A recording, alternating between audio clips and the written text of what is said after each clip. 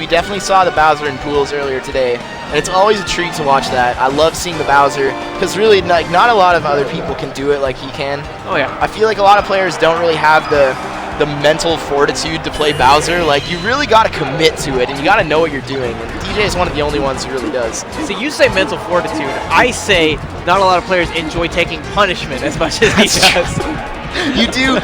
Maybe that's just another way to put it, honestly. But I just, the way I mean is, like, if you're playing dumb on Bowser, you're just going to lose. Like, you got to really be thinking about every movement on Bowser, or else, like, his model is so big, and other than fair, like, his hitboxes aren't even that disjointed or anything. Like, it's not like he's like Ganon, where at least he has, like, the punch and the back air. Like, he really is very limited in what he can do.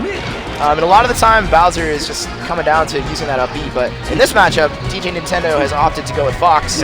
Usually his, like, high-performance character in this day and age. I agree. I mean, Fox has definitely been taking those brain pills. He really is, in contrast to Bowser, pretty limitless. Right, exactly. I mean, even there, he was on the verge of being edge guarded so many times, and he still makes it. Not only does he make it back on stage, but he actually finds himself in a very favorable position to land a counter hit. Man, beautiful weight from DJ Nintendo. That patience was so good because, like, Sawrick just, like, I feel like he was almost confused by the fact that DJ was just standing there. He's like, wait, he's not going to take the edge? What? And he just did kind of like a quick little turnaround, and Sawrick just lands right in front of him. Beautiful play by DJ Nintendo. Another reason why you definitely wouldn't want to play Bowser into this matchup is that, honestly, I think that, like, a 6-year-old could probably chain grab Bowser on this character. Like, it really, like, I don't think you even have to move up to, like, 60%. You just stand there and re-grab over and over and over again. It's not fun. Man, those spot dodges. Back and forth. DJ finally swiping at Sawrick with the tail. Oh, the charge!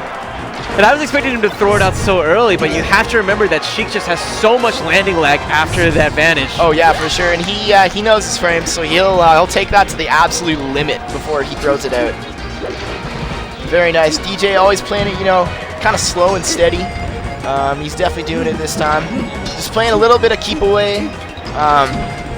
He's definitely not looking afraid to be in the corner right now. I think he feels pretty confident in his micro interactions, being such an intelligent player. Someone like that, you know, stage control, while still being important in every matchup, you can feel a little bit more confident in overcoming your opponent in situations like that. Ooh, trill grab, called him out with that. That's a really interesting combo. Up smash will put Sawrick at 1. Well, and then he's doing those left and jabs.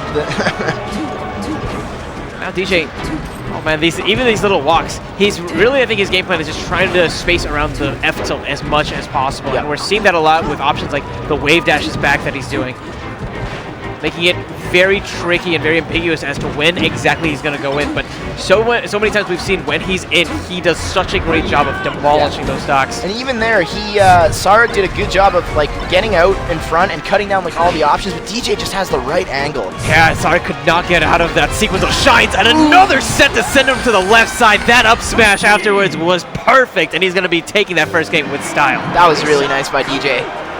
Yeah, he's just chilling, chewing some gum, thinking about it, you know. Looking pretty easy for him. He's definitely a matchup monster, so he did a really good job in forcing Sawrick onto stage there. Not giving him any free ledges, which is usually, like, the problem that people have against Sheik. It's a really great play by DJ Nintendo. Now, call me crazy. I don't know if this is the right counter pick given the style of DJ Nintendo's play. He's not necessarily the most aggressive Fox overall from that last game. He's very patient, and I think that these open spaces might give him some room to really start putting on some laser pressure. If I were Sawrick here, I would have elected to take him to, assuming if he didn't ban Yoshi's, I would take him to Yoshi's. Or I would probably take him to Pokemon Stadium. Really? Not Fountain? Yeah, you could go to Fountain. That works too. I just, yeah, that would work really well. I don't know, there's a lot of good stages for Fox in this matchup. I know a lot of Foxes kind of like FD in this matchup too, but I don't think I would take DJ to FD in this matchup right now. And the main thing that Sawrick is thinking about is, how do I stay alive when it comes to the end game of each stocks, right? But you have to also consider the early game and just how patient DJ's neutral is. Yeah. And he's giving him a lot of space to just kind of move around. And these platforms are, like, by far the most safe platforms in the game. So DJ is a guy who likes to move around on them a fair bit and, like, kind of take his time to think on them. So yeah, I don't know if this is necessarily the optimal pick against him, but, you know, it could be an issue of comfortability for Sawrick. This could be, you know, the stage he always plays on with his homies, and he likes it.